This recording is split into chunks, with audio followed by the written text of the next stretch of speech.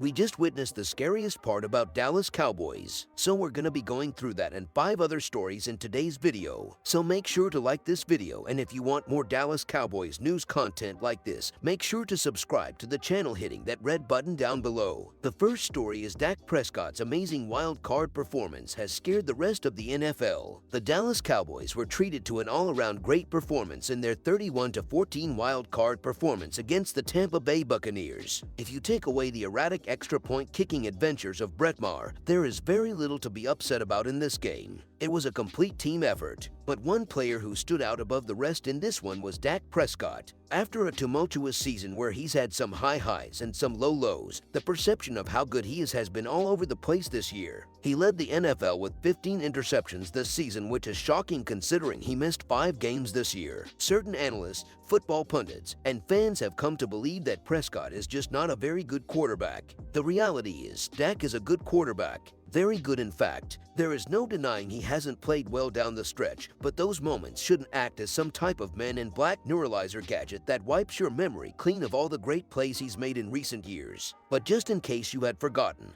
Prescott did his best to remind you that he's still a force to be reckoned with in this league. Prescott's performance was fantastic on so many levels. First off, his reads were great as he had an idea of where he was going with the football before the ball was snapped. Credit Kellen Moore and the offensive staff for some really nice play designs that tripped up the Bucs' coverages, but Dak's ability to see the field was first-rate. So many times Prescott was decisive with the football. There were still plenty of tight window throws, but Dak was quick to put his foot in the ground and deliver a strike before the defense could close down his receiver. Even when his first read wasn't there, Prescott did a great job working through his progressions and finding the open man. When the Bucs stayed back, Prescott took the easier, shorter stuff. When there was space downfield, Dak let it rip. His recognition of the open space in the secondary combined with excellent ball placement made him very hard to stop. His footwork was spectacular and his decision-making was near perfect. In short, he was phenomenal. After starting the game with 2 straight 3-and-outs, he then led the offense to 4 straight touchdown drives of 80 yards or more. In all of them, Dak had the touchdown whether it was through the air or on the ground. In fact, what he accomplished on Monday night had only been done 3 times before in the playoffs. Dak looked extremely comfortable in the pocket. After being sacked on the Cowboys' second possession of the game, Prescott was never sacked again. He stood in the pocket like a champ and delivered strikes. When he felt things closing in, he bolted.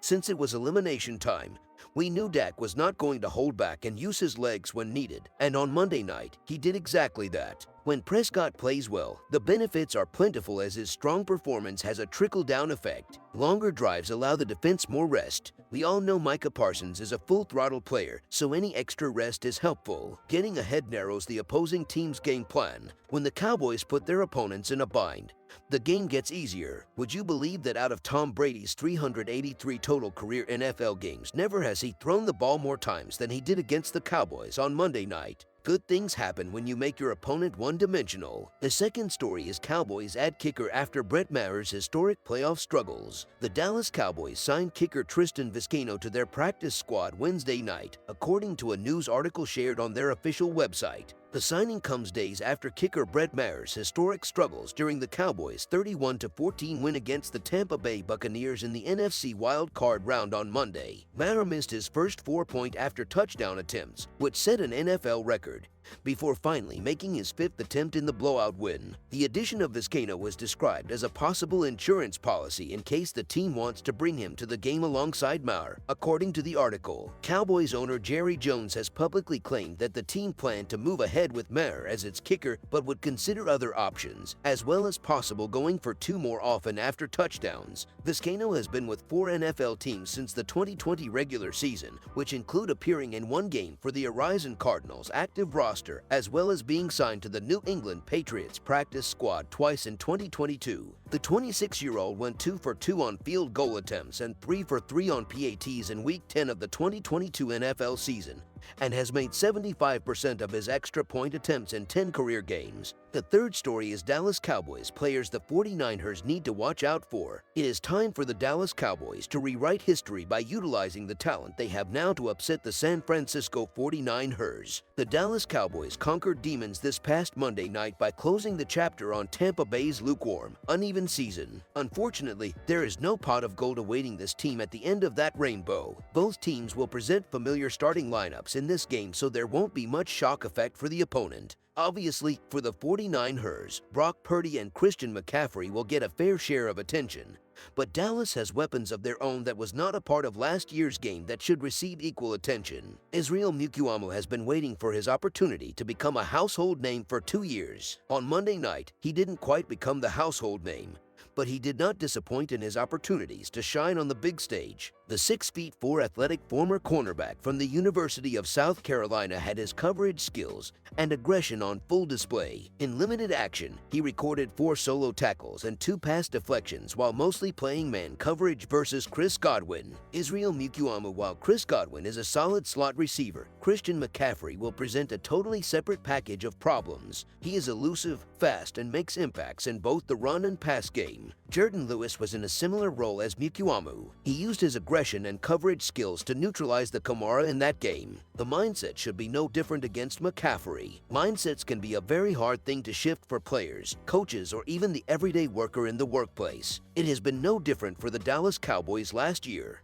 They continued to go back to the well, hoping and praying Ezekiel Elliott would return to the 2016 form. Unfortunately for Dallas, that did not occur. It didn't occur in the regular season and definitely not in the playoff matchup against the 49ers. Ezekiel Elliott was the Cowboys' leading rusher with a measly 12 carries for 31 yards. Consistent with the regular season, Tony was following as a distant second with 4 carries for 14 yards and 2 receptions for 12 yards. Against Tampa Bay in the wildcard game, he added 15 carries for 77 yards with 3 receptions. While the 49ers have McCaffrey, Dallas has Pollard, and they are not afraid to use him this year. Last season, the Dallas Cowboys trotted out Amari Cooper, CeeDee Lamb, Michael Gallup, Cedric Wilson, and Noah Brown as the wide receiver quintet. Each receiver had specific and distinct roles that made the offense effective throughout the year. Amari was the clear #1 receiver in most people's estimation, even though CeeDee was making ground as the heir apparent. Michael was the contested deep threat receiver. Cedric Wilson was the bullpen receiver who could play multiple positions,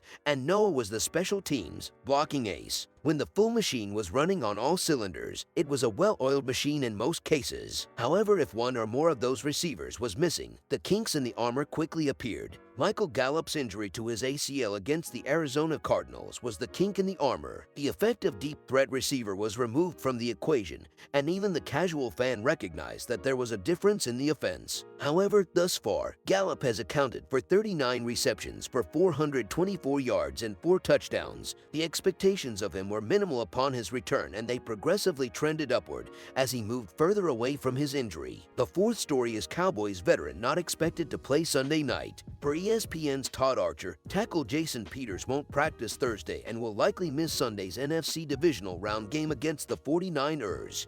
The 40-year-old left Monday night's win over the Tampa Bay Buccaneers with a hip injury. Meanwhile, safety Jaron Kearse will practice as a limited participant. The Cowboys signed Peters, a longtime rival who spent 11 seasons with the Philadelphia Eagles, early in the 2022 season to help replace the injured Tyron Smith. The 9-time Pro Bowler hadn't played more than 21 snaps in a game before lining up for every offensive play in a Week 18 loss to the Washington Commanders. Center Tyler Biadasz returned for the Cowboys' opening round game, but Peters started at left tackle. When he left, rookie Tyler Smith moved from left guard to tackle while Connor McGovern replaced him at left guard. Tyron Smith has played at right tackle since returning from an ankle injury, and All-Pro Zach Martin remains a mainstay at right guard. The offensive line will have its hands full against the 49ers' top-ranked defense. They recorded 3 sacks and 2 takeaways in Saturday's 41-23 win over the Seattle Seahawks. Dallas and San Francisco will meet in Santa Clara this Sunday. The fifth story is Dallas Cowboys rookie surrenders to Plano Police after December crash. Rookie Dallas Cowboys defensive end Sam Williams surrendered to Plano Police on a reckless driving charge Tuesday stemming from a crash last month.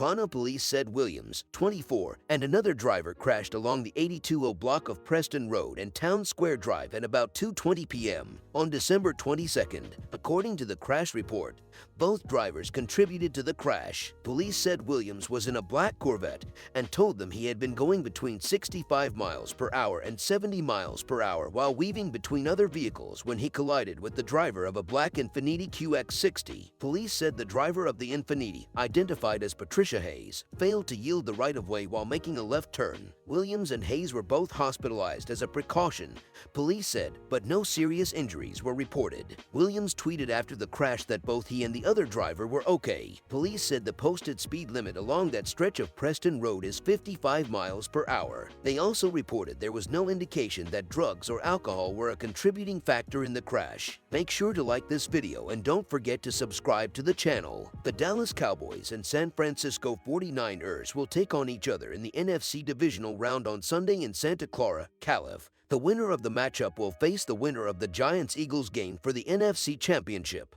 Dallas enters the game as 4-point underdogs as they take on a familiar playoff foe. Sunday's game will mark the 9th time Dallas has played against San Francisco in the playoffs.